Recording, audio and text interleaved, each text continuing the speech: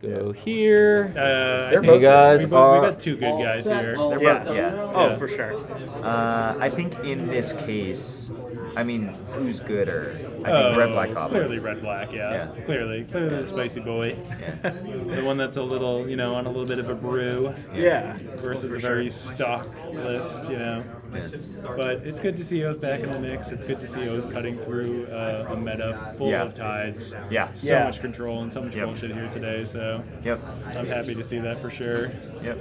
But, I was surprised to see how much red showed up today too. Yeah. I said I think we've come full circle. Right. I think it's true. I do think it is true. So wait, if we've come full circle, is black already back out? I think it might be, but that cleric's deck performed really well today. Right. So maybe black's back on the menu. Who knows? Clerics was just shy of top 8. Yeah. It was like just in like the top 16 and like just fighting for its win-ins and everything. It almost got there. So I think that black had a really good showing on the day, honestly.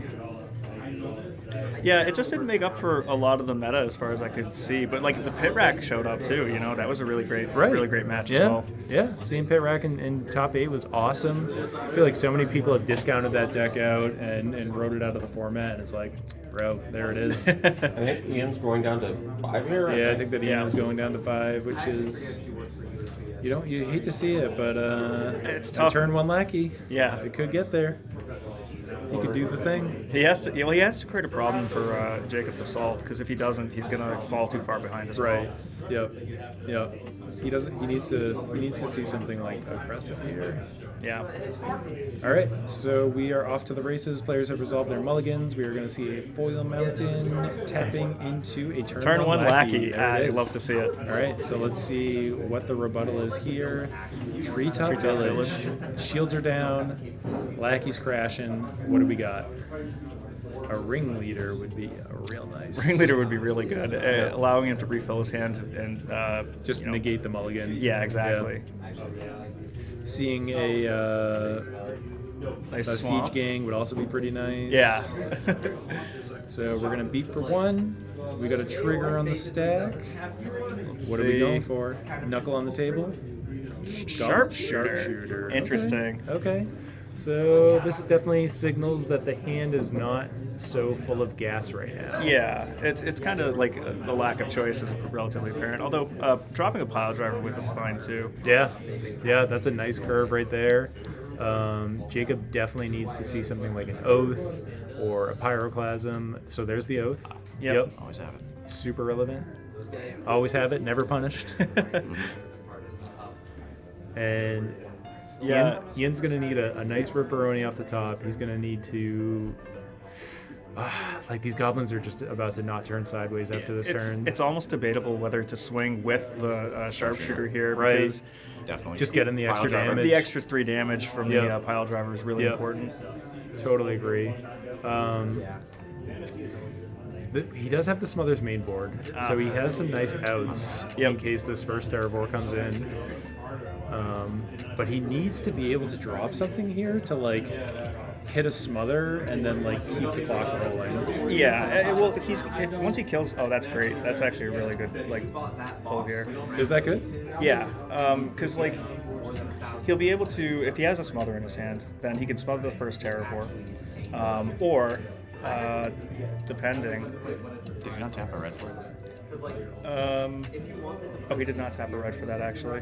No, he did it off of the lackey. Oh, he did it off the lackey trigger. Yep. That's correct. Okay, so we got a 2/2 Terravore, which is looking very ripe for the taking right now, and I don't think Ian is going to hesitate for a moment to sack this Fanatic and then take the Terravore out of the way. So that was a pretty nice exchange for him. He gets to untap his Sharpshooter again. No way. Yeah, being able to untap the Sharpshooter there is huge because it adds an extra 3 damage to the next turn too. Yeah.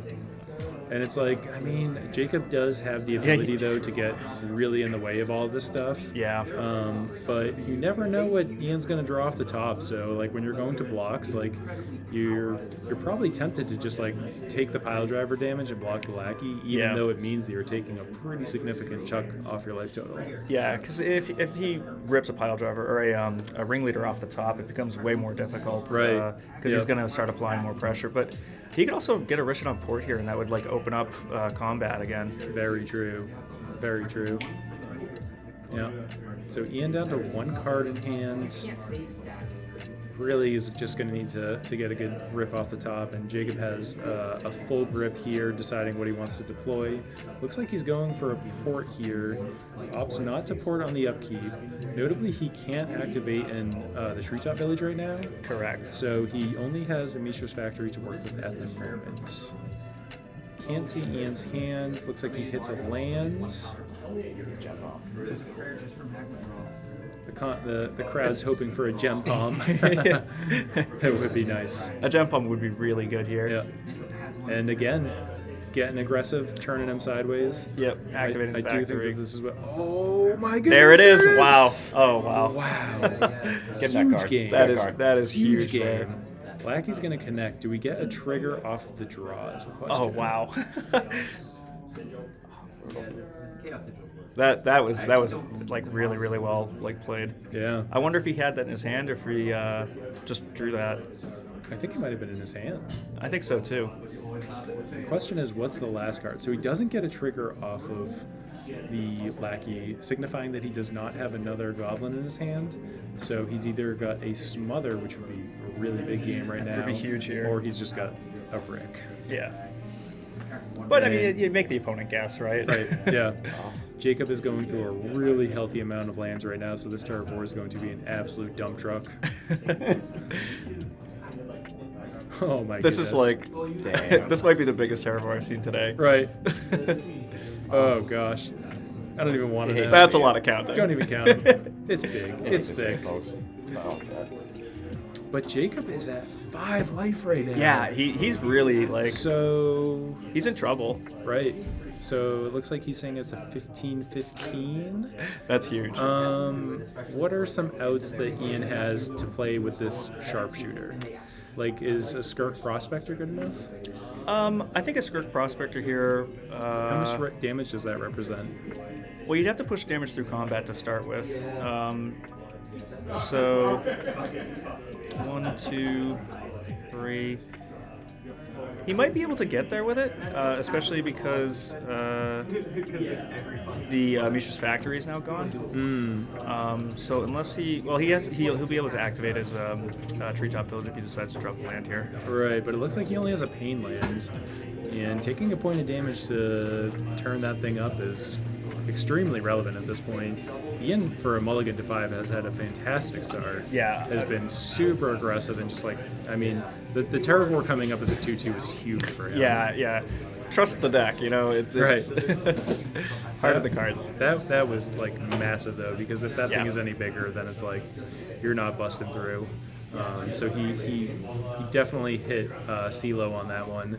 And now Jacob having a good think about what he wants to do. He's got some Stone Rains in his hand, which don't look like... Oh, second there it was. Terravore. Oh, I wondered why we didn't see one for so long. Yeah. Oh gosh, these things are so big too. Well, he still has combat on his side, right? So if he can push, if he gets like a fanatic off the top, that actually might be enough. If he attacks with both, Right. and he's forced to block, Yeah. because he's going to get the triggers off of the sharpshooter as well. Yeah. This is wild right now. This is really good. Also, there's a possibility that last card in his hand is a smother or some such. Ian, I think, wisely fetching here on his upkeep to avoid, or try to avoid drawing a land. Just thin the deck slightly, get a shuffle in. Hope you get something nice off the top right here. Yeah. This game is really tight, despite the fact that these Terravores are just absolutely massive. Yeah, this is a really good game. I'm impressed like so much with the aptitude. Here we go. Knuckles on the top, keeping his draws nice and hidden from us. Gets a land. Okay. Gets a matron. A matron that does it. Oh, is this it? That does it, right? Because Let's go. here comes. Oh, this guy. Okay, sure. Massive. Holy shit. Fuck yes. Wow. Yeah, that was Lightning crazy. helix off the top. That was crazy. Yeah. No way, Jose. Wow. my man. Oh my You guys need goodness. anything? I want to leave. You guys need anything? I'm cool, man. You're cool. We're good. All right. Billy offering team support. Yeah. Gonna head Appreciate out it. with a $1.50 of a dreadnought in his pocket. Feeling good. I'm good. Thank you, though. Appreciate it. All right, dude. Wow. Ian Wow. playing masterfully there. That was amazing. That was incredible. Yeah. That was absolutely incredible. So let's go down to the decks again real quick. Oath. We're going to be bringing in some Pyroclasms. Oh, surely. And is that it? It looks like it. 2 Clasms? Like, your main board is already extremely good against Goblins. Yeah. It might even be worth bringing in the Zern Orb, because if you looked at that game, he lost by inches, right? That's like, true. He was ready to kill him next turn. Yeah. So getting that one extra turn to survive. That's true. It's like tough because the Zern Orb comes down on the board and it basically does nothing to advance your state. Yeah. You're going down a card, you're not interacting with goblins, but at the same time, just, every inch counts in this matchup, and if you can just stay afloat and get your Terravores online, that's like really all that you need to do. If you can survive towards a Pyroclasm, that's really all that you need to do. So I think that it's probably pretty tempting to bring in. Like, it's not the best card that you can bring in, but it's certainly a card. The 4 Gibbons are obviously not going to be doing anything here. Not in this matchup. Yeah. Although, I mean, like, Ian does play Smother and, like, stuff like that, but That's true, too. I don't think that it's effective enough. I mean, he might even bring in the naturalizes for any crypts that he casts before he goes into Oath. Yeah, so, do you like Crypt, though, out of Goblins in this matchup? Is it just kind of a necessary evil? It's a necessary evil. You never really want to cast it, but you rather apply board pressure or something else. But you have to stop them from getting some massive Terravore that's gonna ruin your day. Yeah. 3 perish out of the board. 3 perish is extremely really relevant. strong. Yeah, that's really good. I mean, you can't take out manlands with it, but all you really got to do is keep Terravores off the board. Yeah. We see a Goblin Bombardment, which I don't think does enough in this matchup. I mean, it gives you that little extra bit of reach that we saw that he really needed in that match. So, It beats Oath. maybe you do bring it in. Billy's saying that it beats Oath. I think so too. Oh, because you can just slow roll everything and. Or you can just sack your stuff. Right. Yeah. Insurance. Yeah. Okay. Yeah. It's Oath Insurance. He's got an insurance policy. So we're going to see perishes. We're going to see potentially bombardment and crypts. Maybe probably Drellner's Crusade as well, right? Because the Oath player doesn't really have a good way of dealing with it. Like, you can interact with Goblin King very easily, but if you have Drellner's Crusade, it turns off their Pyroclasm for your bigger bodied creatures, like your War Chiefs and your Ringleaders. But it's like he's bringing in so many cards. Like, it's really hard for Goblins to bring in a ton of cards.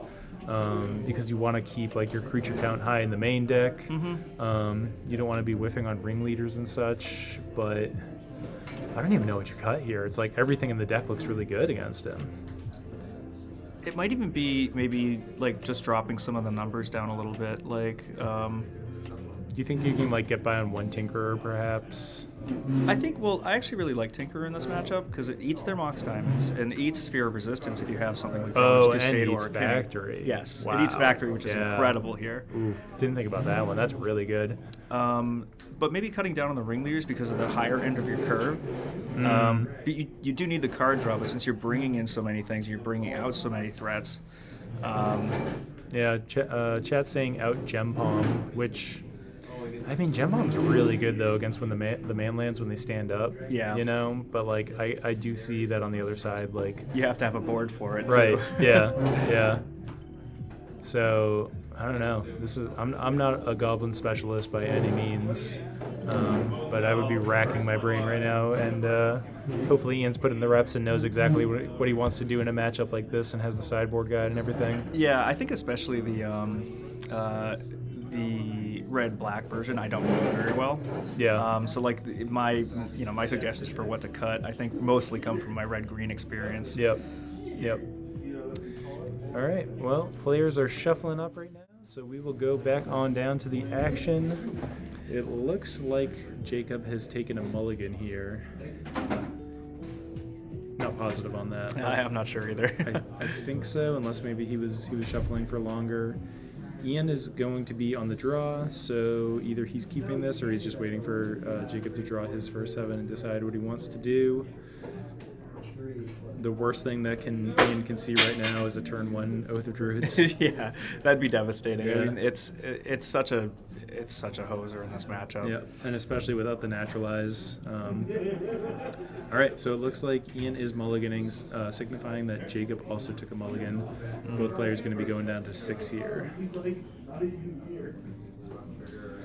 Such an exciting game today. This is actually like a really, really great finals too. Yeah. Like, Yeah. and the gameplay is tight. The players are really adept. Yeah. I've been thoroughly impressed all day with everything. Yeah, this is some good classic pre-modern action here right now.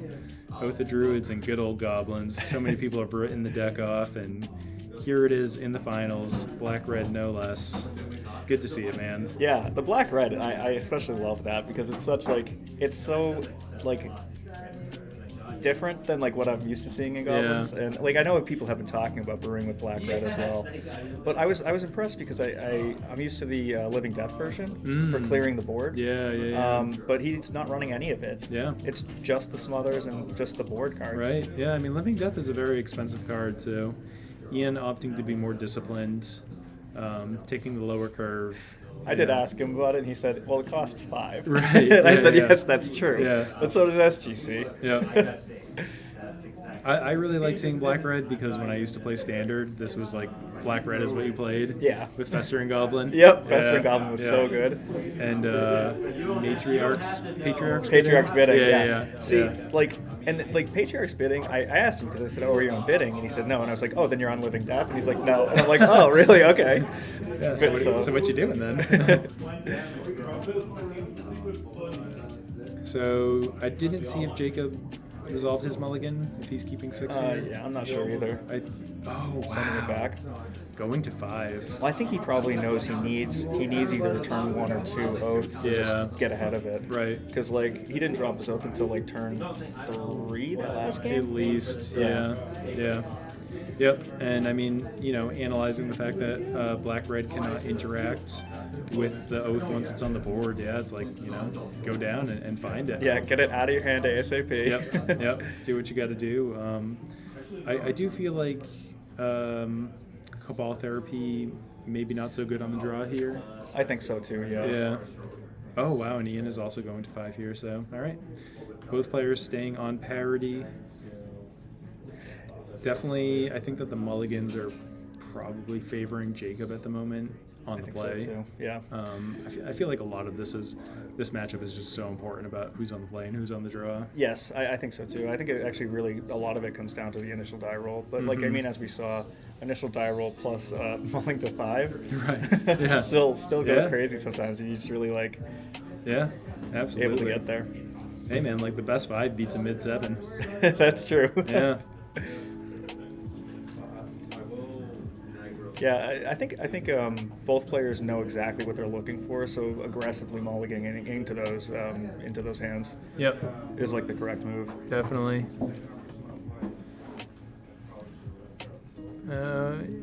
Jay Crippo listing out the top 8. It was indeed a spicy number today. Lots of off-meta things showing up. No Dreadnought, no Replenish, no Land Still. I'm proud of the New England Premodern community today for sure. And, a lot of that stuff also, though, was knocking on the door of top 8. Like, there was a lot of really good players that were really close to getting top 8. A lot of X2s, like great pilots on decks like Replenish and Dreadnought and stuff like that. So it was a really tight battle to get into top 8 today for sure. I mean, you have 104 players in a really competitive scene. It was a great day of Magic. Yeah, I completely agree. Couldn't have said it better. Yeah, I'm looking forward to going back and watching a lot of the VODs. Me too. Yeah. I think it's going to be really cool because, like, obviously the ones that I wasn't doing commentary for, I had to just I had to watch, but I didn't get to hear the commentary. Right. Yeah. It had so much more to it, Really does. Yeah. And we had a great charity raffle today as well. As I've said, we definitely raised over $1,000. I am yet to do the counting on everything, but whoa, yeah, that's awesome. Well, we had $560 raised online before today even started. Oh wow. Yeah. And then we had like a ton of people donating throughout the day and everything. So we raised a ton of money. We gave away 2 shadow signed foil playsets of Duresses. some nice play mats, just a bunch of cool stuff. All right, so here we see it. Yep. Calls them like we sees them. Get that thing on the board and go to town. It does make you wonder if he brought in the bombardment, if he was aggressively mulling for Yeah, that. Because it really is oath insurance, but it also allows you to drop stuff and like actually interact with the game again. Right. Yeah. I mean, I like it's not amazing because then the oath players are able to just like suit up treetops and stuff like that and Yes, turn them exactly. sideways and like they're gonna win that race. But you know, it is something. It's an out. All right, and here we see Ian has to pass the turn back on 2 lands, and I did see a Sylvan Library in Jacob's hand, so definitely going to be coming looking down, to slam yeah. that down, especially because you can't use any of these ports in the Yeah. face of fetch lands. So yep. And what's interesting here too is that I think you can still you can port down his manlands, but not forever because he's got 4 wastelands and Ian's running 0. Right. Yep. Yep. This is tough. It's like Ian is already in jail. It is really tough. Yeah. This is one of those matchups where like it really does come down to when that oath hits the board. Yep. Yep. And like, I mean, Jacob has basically done nothing besides play a couple enchantments, but it's like Ian's in jail, and Yeah. Jacob just needs to keep him there for the rest of this game, and he's going to be able to close it out pretty easily. I see a wasteland in his hand here, which he's going to fire immediately. Yeah. No mana floated from the looks of it, and a sphere on the board is just going to put him a little bit further ahead. So the pieces are coming together perfectly for Jacob. I mean, this is the exact sequence that you want. Yeah. It's Wrath Stronghold not going to be doing much. not doing much here. Yeah. Yeah. That's unfortunate. But it's it's tough. It's like you still have to play it out. Mm-hmm. Oh 'Cause yeah. You never know. When you're in the finals, you never scoot, man. Make him have it. Make him kill you. Yep. Play it out. It looks like Jacob opting not to pay any life here on the Sylvan Library, just like feeling very comfortable with his position, just drawing 1 card per turn, hitting his land drops. I believe that I saw a Stone Rain in his hand. I think so, too. In the form of Winter's Grasp or something like that, and like that's really all that he needs to do. He's getting a shuffle here, which is pretty notable because he's opted not to draw any extra cards, so maybe he has some stinkers on top that he's able to clear away. Mm-hmm. And he fires off Winter's Grasp, and next turn he's going to get a look at a fresh new 3 cards. Yeah, I think if there's a wasteland in that set of cards, you can start turning on the aggression. Yeah. Ian opting not to cut, just chilling, waiting for this slow, grindy deck to do its thing and put him out of his misery and get back on the play here. Really turn the tables. Yeah, I think even just just starting to be hyper aggressive here with the villages is like probably the move. Yep. Because you do have to end the game. Yeah, and Treetop puts on a pretty fast clock, honestly. Yes, it does. It It's creeps surprising. up on you. Well, it's because there's not much happening during like most of your own turns. Right, yeah. So you like draw, pass. Yeah. Chat saying that's what the parish is for. Yeah, the win con is getting all 4 Yeah. Terravores and playing perishing. But this is like kind of the problem with Parish is that it doesn't interact with any of these manlands. So like, it is good obviously against the Terravores, but the Oath deck is going to have significantly more threats than you can answer with the Parishes and the Smothers.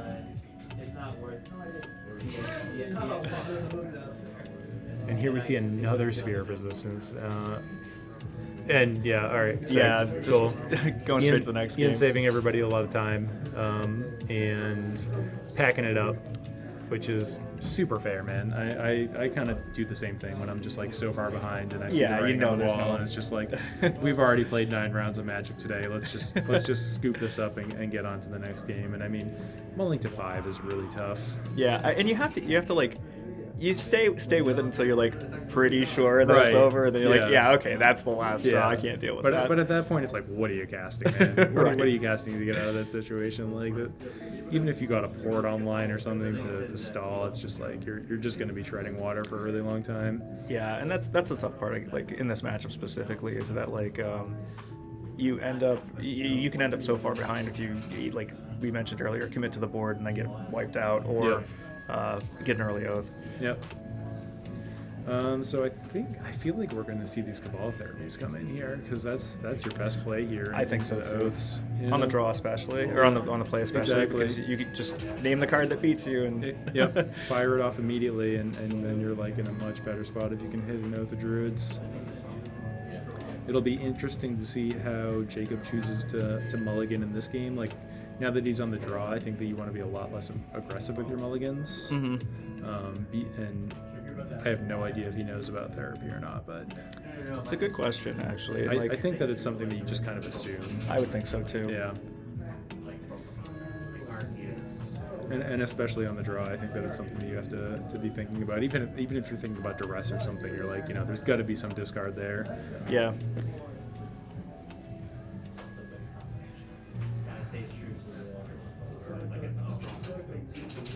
So chat's saying the idea is that you play out goblins, they land Oath, and you just clear 1 to 2 Terravores and continue to attack your way through. Yeah, that's fair, but like in that situation where like he's behind 2 Sphere of Resistance as well, I don't think they were getting there at that point. Yeah, and I think like the best you can do in a situation like that is probably like if you are sticking creatures to the board, you have to have incinerators for their manlands or something like that. Yeah. Dude, J-Software is so cool, like recognizing that we're in game 3. I didn't have to click anything. That is really cool. Yeah. He's done such a good job with this whole setup, like honestly. Chat asking to see the red-green Ponza deck. I can bring that up for you real quick. That's not it.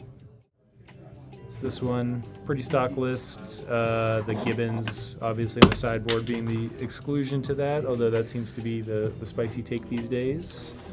Cutting Call of Herds and putting in Gibbons, which is really interesting. And then it's interesting in this matchup too because Call of the Herd is so good against goblins. Yeah, I agree. But I think it's a really, really good meta call with the amount of blue that people expect it to be running around. Yeah. Also, it's good into burn. Right. Very true. They bolt your Yeah. guy and suddenly, you have a 4/4. Yeah, and we can see here with the Singleton Zurin Orb that like he either was not really respecting burn or he was thinking that those Gibbons were going to be enough to carry the weight for the day. So Yeah. it's cool to see, man. I like that card a lot. I've seen people talking about putting it in Terravore, not the Oath Terravore decks, but the regular Terravore decks as well, running 4 out of the board. That seems to be the new breakout card of this quarter. Hidden Gibbons? Yeah. Oh, really? Yeah. That's interesting, Yeah. actually. A lot of people talking about it. It's like my brother's favorite card of all time, just so you know. Is it? All right. He loves that card. Yeah, well, tell him it's back on the menu, man. Gibbons, the monkeys are back. Hell yeah. Elephants are out. Gibbons are in. Apes. Yeah. All right. So both players opening up their grips of 7. Hopefully we don't have to see too many mulligans because that's, you hate to see it. I want to see a good 7-on-7 action right I here. agree completely. I do see a Perish in hand. I hope that we're not talking too loud. Yeah, I don't think so. I think we're good. I think so too. We're across the whole game store. That's true. So Ian going down to 6. It looks like Jacob is sitting comfortably on 7. And we are in game 3 of a very tight match. Yeah, I'm really excited to see this. This is like, it all comes down to this. Right. And, like, it could very well come down to drawing that one card that you're looking for here. Even going to game 3 here is just so awesome. Yeah. That first match, or that first game was amazing. It was. That was incredible. Truly masterfully played. Like awesome top decks off the top and everything. Like that was so cool. Yeah. Like that is good pre-modern Magic, like at its best. Definitely. And luckily for the commentators, this is the last match that we have to talk about because my voice is getting tired. Get tired of it. Yeah, that's fair. It's been a long day today. I don't even know what time is it. 9:30. 9:30. Yep. I arrived at the store at 10:30, so. I got here at 9:30. Yeah. 12 long hours. 9:30 to 9:30. Yeah. But, Right. put in the time for the things we love, right? Definitely. Happy to be able to do this. Yeah. Happy to put it behind us. A little less on the docket. Now we just got to look forward to LobsterCon and I'm really excited for that because I think that this like is actually going to be somewhat meta shaping for LobsterCon. Yeah. Because you can see that there's such a wide influence of decks, and especially in the top 8. The top 8 being so different than we've seen in the past is like incredible to see. Hell yeah. All right, we're off to the races with a lackey here. I did It's a see good turn one diamond. play. Yeah, as did I. Yeah. I also see an earthquake, so I wonder if we're tempted to just take the 1-for-1 on this. Okay, library. Yep. Fair play, because you don't need to take the 1-for-1. Right. Let him dump him out, and then clean it all up afterwards. Yeah, and like you never know what they're on too. Like if you can lose a couple of points here because you're going to be using your Sylvan Library to gain that advantage back through card selection. Yep. So shields are down, lackey connects, trigger on the stack. We are going to see a Goblin Ringleader. Ringleader's a good call here. Yep. Going to see 2 goblins, 3 goblins. And another Ringleader. Yeah. That's a really, really good pull. Masterfully done. Tinkerer as well, looking pretty live right now. Yeah. Yeah, let's Drop slam that. the Tinker, yeah. Let's drop it. Let's go. Yeah, because here if you can deny them the mana sources that they're looking for, that means that they start having to use their filtering to look for it. Right. Yep. Jacob, I don't think that I saw any Oath of Druids yet. That Earthquake is looking really, really dangerous. Yeah. So just choosing to draw 1 here, not taking any life, not being too aggressive with the Sylvan Library.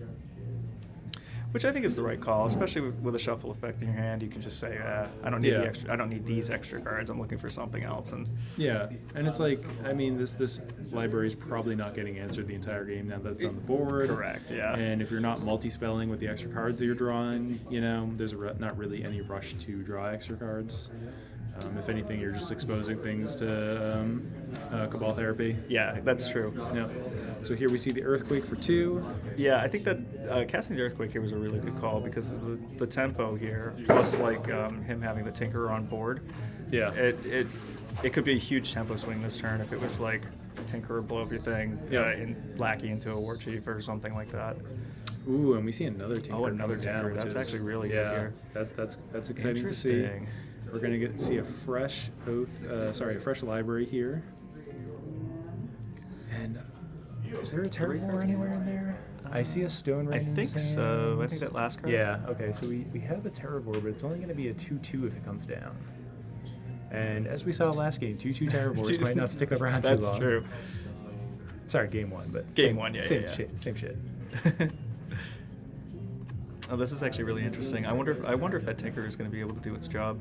Yeah, I think so. I think that he's looking at like double land and like Sphere of Resistance off the top. Mm-hmm. And of course, when you're behind, Sphere is like just not it. It's not it.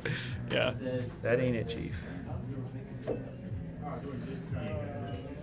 Yeah, this is a tough decision here. I mean, like, which one do you keep?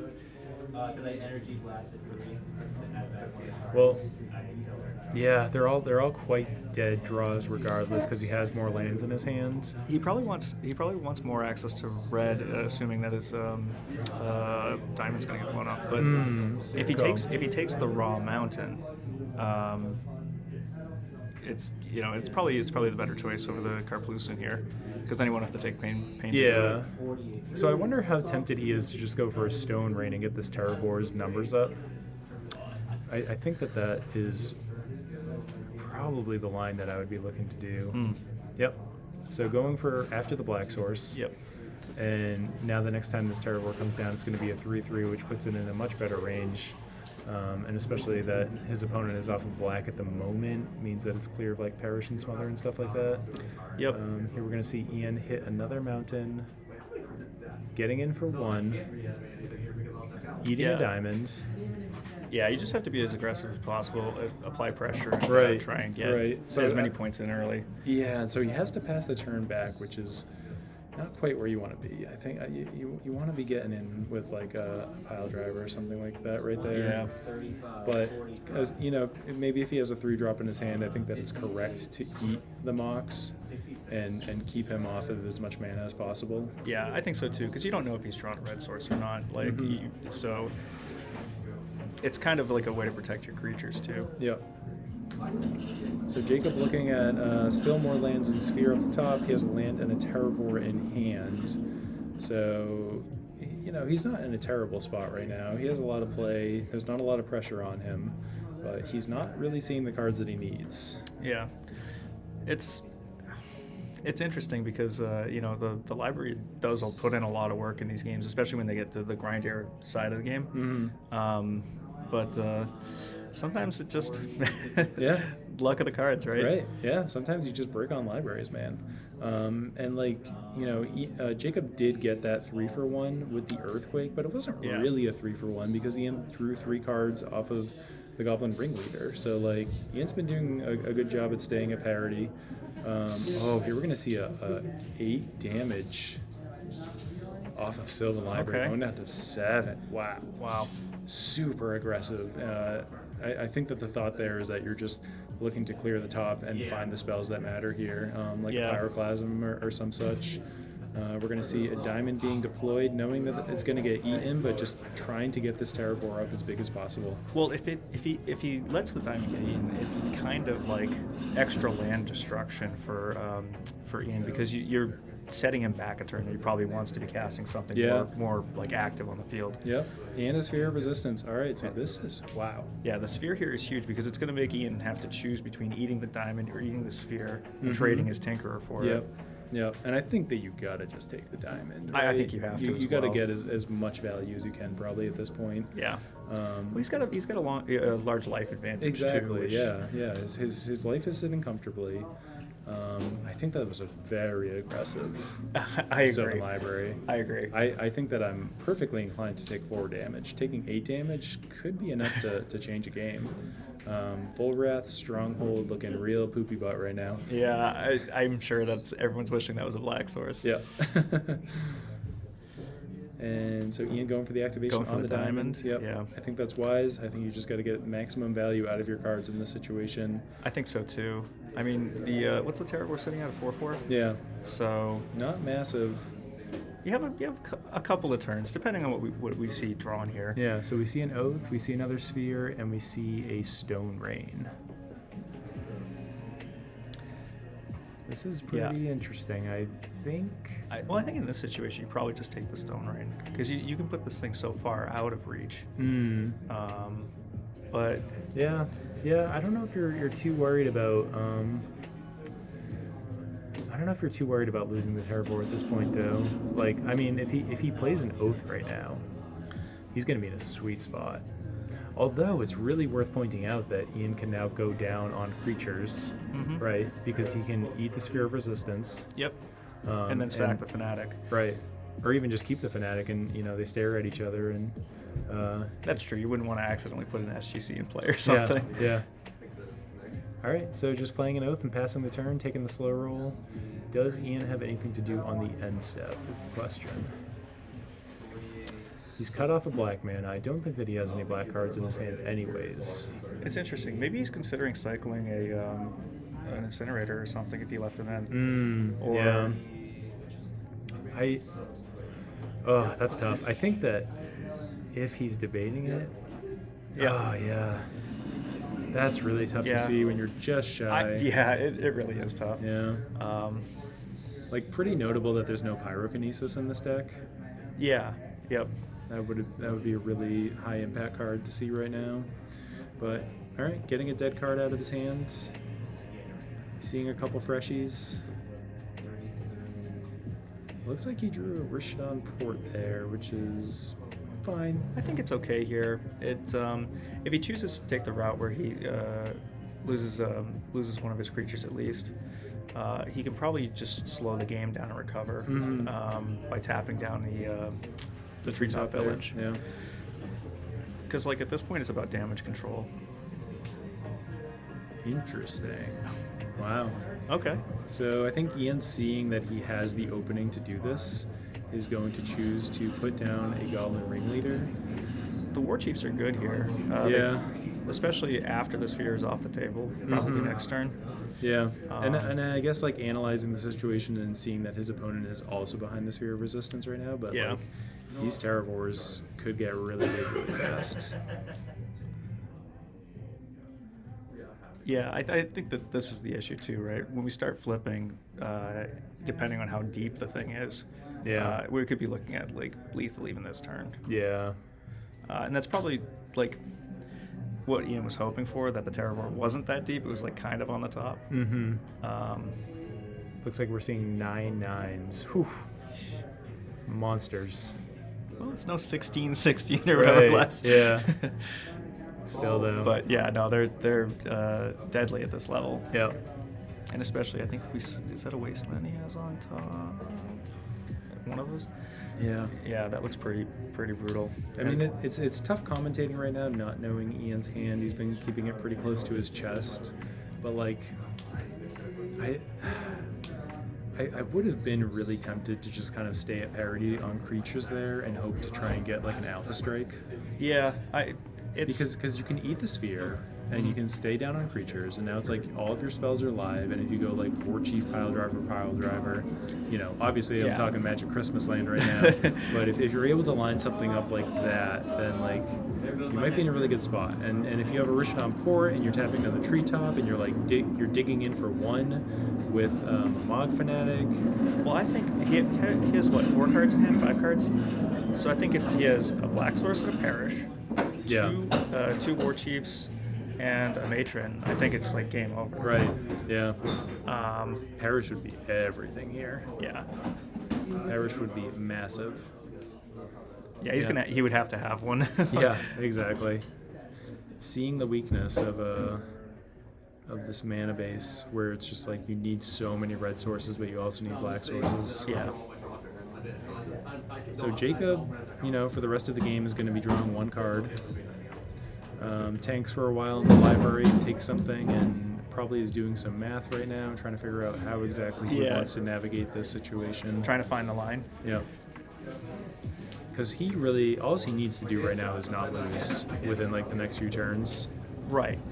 His life total is low, but like he's definitely in a pretty controlling position in this game right now, and a Wasteland is a good way to get there. I think that was absolutely the right call. Yeah. Having looked up the top 3. Yep. Now you're choosing between porting and suiting up a treetop, and wow, passing the turn. I think that I'm extremely tempted to turn my creature sideways in that situation. Yeah, he might be scared of like an Alpha Strike turn or something like that, though. Yeah. Because it is his life total's so low. He is in dangerous territory. Mm-hmm. And Goblins just surprises you sometimes. Yeah, but like with the sphere on the board and everything. I'm inclined to agree, but he might see something that we don't. Yeah. Maybe. I mean, he is in game 3, so you got to be cautious. Yeah. You definitely got to be cautious. But I think that if I'm the Goblins player, I'm feeling like this like insane breath of relief at not having a Terravore crash in right there. Certainly, for half your life total. Yeah. Because at least now he's within blocking to live range, which is fine. Yep. And he has the ability to eat that sphere whenever he needs to unlock his hand. It doesn't seem like he drew a land unless he's kind of just tanking about playing it. Interesting here. Alright, turning our creature sideways. Gonna sack and pop him for 1. Yep. Well, I think it's the correct move. You still have to keep pressuring their life total as well.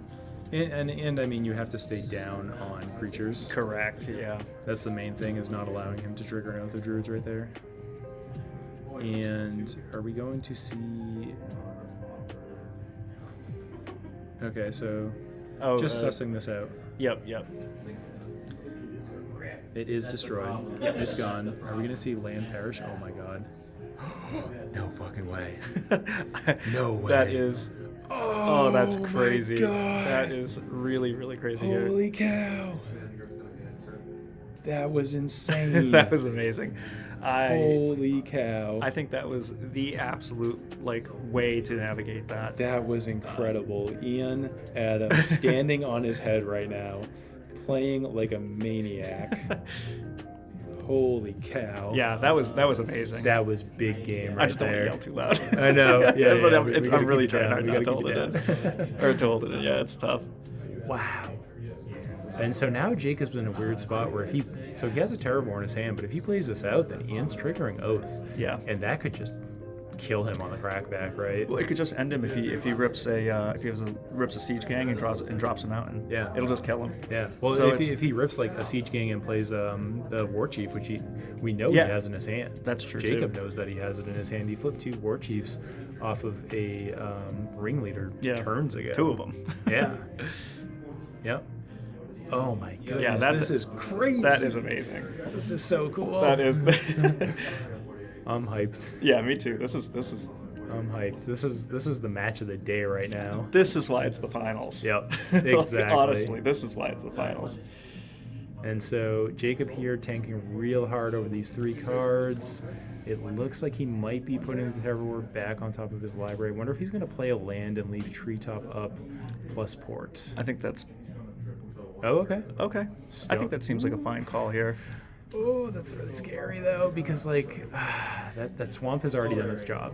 Well, if he draws a mountain, he can just go war chief, take 4. Yeah. Which is devastating. Yeah. Here. Holy cow. This game is nuts. This is really Chat's intense. losing it, rightfully so. Yeah, it's true. Yeah. Okay, here it is. Here it is. There's the mountain. The shields are absolutely down right now. Yeah, this is one of those like Ian has fundamental 3 turns. cards in hand, so he has War Chief plus Unknown. Tapping 3 here, so we're going to see the first War Chief. Tapping the second 2, we're going to see the second War Chief. Get him for 4. Yeah. And now Jacob needs like a Pyroclasm. Yeah. We are going to see the Oath trigger though. Okay, I did forget about that. All right, he knows that was there. Yep. And now we're going to see a fresh 3. Terravore, we are, players are identifying it and just, making sure that it is a 12-12. I don't think he had a lot off the top. think I Library, saw- land is what I think? Yeah, Yeah. okay. Yep, fetch land. Ooh, fetching right now That is puts him scary. one Mog Fanatic away. Fetching is really scary right now. And, I mean, it's, like, beyond notable is the fact that all of Ian's goblins are reduced by 2 right now. Yes. So, like, his draws are insanely live. Yeah, anything off the top.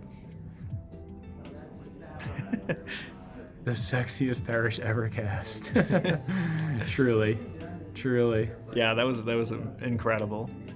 Yeah, he does have treetop, but I mean, it's like Ian can go wide. Yeah, very quickly depending on what he draws. Yeah. I mean, if he has an SGC in hand or anything like that, it's really tough. And it's also so notable that, okay, so we've gone through 2 Terravores, and Ian is at a very comfortable life total right now. Yeah. Jacob is not threatening lethal at all. So Ian, advantage bar swinging towards him in the driver's seat. He got 1 insane rip earlier. I think looks like he has 2 non-land cards in his hand. So, Yeah.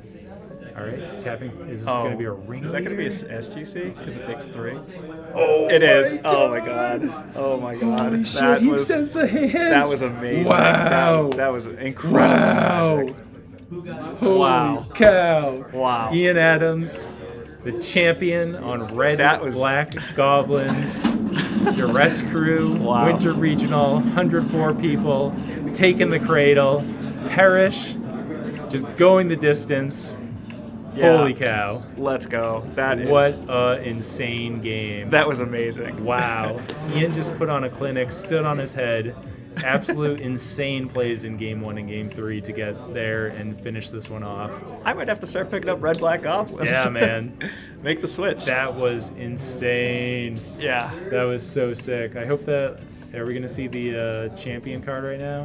I think so. Nick should have held it up to the camera. That's true. Wow. Yeah. I can't believe that. That was insane. That was amazing. Hands down, best magic I've seen. Oh, there it we is. go. Sick. It didn't quite focus, but that's fine. There it is, the champion card. Wow. The Gaia's Cradle. Jacob taking home a 5th Mox Diamond for his troubles since he already has 4 in his deck. 5th Mox Diamond's pretty good. Yep. That's a pretty solid thing, and his card is a finalist card. So yeah, Ian gets the champion card. Jacob gets the finalist card. Wow. And that concludes 10 rounds. 10 rounds. Oh my goodness! Wow. It has been a I'm long kicking day. you both out. Yeah, Jay's kicking us out All of the right. Kicking you store. out. Out of I got the a new booth. friend. Oh. Yeah. Oh, never mind. He didn't follow me. Oh. He's over there. Oh, okay. All right. Here comes Ian. Yeah, this is gonna be good. This guy's gonna stand on his head and do a spin, Yeah. just like he did in Game 1 and Game 3. Red line tree folk showing up, putting Boston on the map. I'm signing off. Jay's in the booth. Yeah. Holy shit! Congrats. Thanks, man. For sure. That was amazing. Insane. All right, chat. Yeah. What is going on, What's up? everybody? That was wild. I'd like to welcome our winter final, our winter regional champion, Ian. That was a hell of a match. Yeah, I'm sweating. That was awesome. That game 3, you slow rolled that parish like no other. I was like, there's no way he has it. No way. And then He was keeping the cards so tight to his chest. he really was. You He gotta really give was. people what they want, and people want hype. So back it up before even today. Just Red Black Goblins in general. Have you been playing it for a while? Is this something you've just been First, working on? I've played Goblins before, but this is the first time doing Red Black. First time doing Red. So what brought you to the Red Black list? Well, I was hoping to dodge the Oath matchup today, is most of it. Okay, that's fair. Yeah, so that didn't work out in the finals, but Well, it ended up some- working out. It didn't work out that you dodged it, but it did work out in your favor, I would still say. Yeah. So I got to give props to. I was looking through some old MTG top 8 searches, and back in I don't know the year, but it's definitely more than a few years ago at this point. Phil Taylor won an online playing Red Black Goblins with Okay. a very similar list to mine, but I added 3 Parish because Tempting Worm, Terravores. Lots of walls, all sorts of blockers that normally shut down goblins pretty hard. I really wanted to gun for that today. And I haven't seen a lot of Oath, so Yeah. Naturalize, not as important. Not a lot of Enchantress running around. Tranquil Domain, not that important. Makes sense. The Makes sense. the biggest thing I struggled with today was up against black decks with Engineered Plague. And I only had 2 Drownew's Crusade in the sideboard, which is the way that Red-Black typically deals with that. The one thing I would change about the list is just cut the Anarchies, and Gotcha, yeah. throw in a couple more of those Crusades. But otherwise, I've been very pleased with Red-Black. It was a hell of a meta call. So run me through your tournament. What did you play in the Swiss? I'm sure it's all like blurring together. Oh gosh, but, yeah, I would have to go get my notes. But I started out against the Goblin's Mirror, and I think black is pretty favored there. Even though I don't have Pyrokinesis, I still have the Smothers main board, and I have a Goblin Bombardment on the side, which I was able to find in that game. That seems That just fantastic. makes it incredibly hard to trade profitably on Oh, board. And then let's see, I played against Pit Rack today. That was my one loss in the Swiss. Okay. Played Dreadnought, managed to get Brian Selden. I don't know if you've heard that name. I heard before. he's pretty good. Yeah, that was an extremely hype match. That was not my winning in, but after winning that, I was cool. Like, if Yeah, I got you knocked out, drive home, got to play against a world For sure. champion and came out ahead, and that was extremely. You can't ask for more than that. And like, also at that point, like probably, one of the hardest end bosses that you're gonna face. It's like everything after that is like, it's just not to say, obviously all your opponents I'm sure were good, but facing off against a world champion is it's daunting. Yeah. I also played against Blue White Knot and Sly today. Okay. I think that's starting to add up to Yeah. the Swiss Getting- matches. getting- But getting yeah, close. it was a pretty. Yeah, I think I played a different deck against mostly a different deck every single round. Yeah. Which is one of the features of Premodern. Oh my god, it's so perfect. So overall, I mean, I was a little afraid, especially after that quick second game, that we have had what I would say is a pretty off meta deck win the last. So we had Stasis win 2 times ago. We had Tin Fins win last time, and I was like, this is gonna be the time that we're gonna have to say like Red Green Oath, everybody, like a fairly stock meta deck, which certainly well deserved to be placing up in the top. But I will say I'm glad that you kept the streak alive of bringing an off meta deck and winning and showing everybody that you can really bring anything. Yeah, the joke throughout the day today has been, red is dead. Hey, Certain podcasters may have I overstated or been a little admit- hyperbolic about the death of red. I will admit that some podcasters who might be in the room with us right now were saying that, like, oh, if you want to win a tournament, you got to play Tide, you got to play Dreadnought. I never said that shit. Clearly, I ate my words.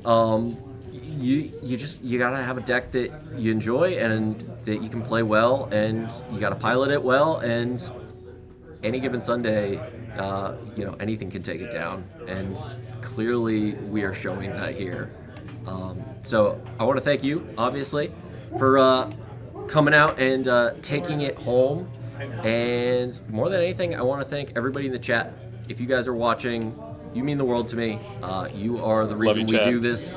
And everybody was we've had a ton of you guys watching and having so much fun. You guys are the reason I do this. I've been putting in a ton of work into the stream and making it as good as it can be. And it's, sometimes I talked about it a little bit earlier, but you get a little burnt out of Magic. But having something else that is, that I could still put all this effort and heart into, that is Magic adjacent, so I still get to hang out with the homies, and I still get to have a fun time, but it's like, it keeps me entertained, and it's this whole tournament series has been like such a blast. And the production value is top tier. I think everybody would agree. You're putting on, the next generation of what used to be like SCG legacy coverage here. And I mean, honestly, I was thinking about it the other day. I was like, like back in the day, old PTQs, would get a couple hundred people. But nowadays, a lot of paper tournaments don't